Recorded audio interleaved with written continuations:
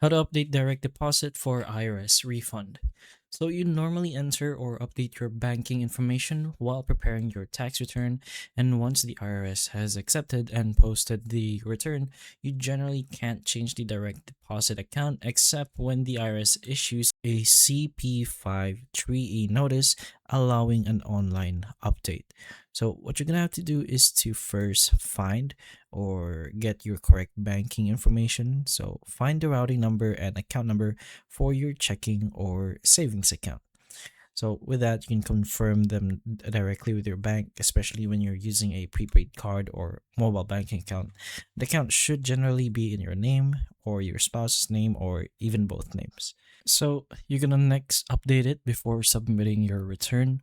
So open your tax preparation software, or you can provide the new information to your tax preparer. In the refund section over here, you can go ahead and select direct deposit.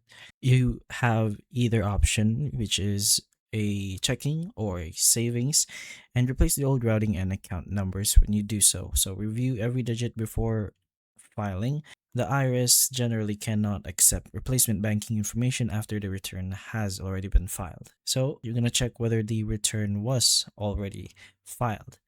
So when the return has already been submitted, you can check its status using the Where's My Refund section, or still in the refund section, and check its status, the IRS To Go app, or your IRS online account. The refund status may appear approximately 24 hours after electronically filing a current year return or 4 weeks after mailing a paper return. You'll also act quickly if the account information is wrong when the return has not yet posted to the IRS system.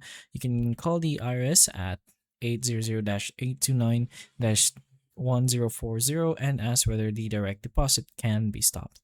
The IRS may issue a paper check instead, but changing the deposit to another bank account is not normally available by phone. And so when the bank rejects the deposit, since the account is closed or invalid, the money is typically returned to the IRS for further processing.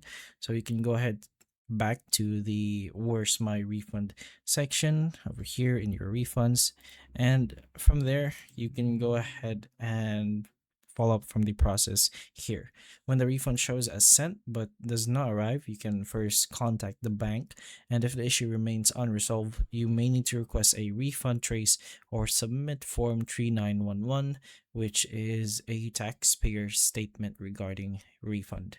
But those are a few options you have if this is happening to you. So hopefully this video does help. If it can, please like and subscribe for more videos like this, and that's all.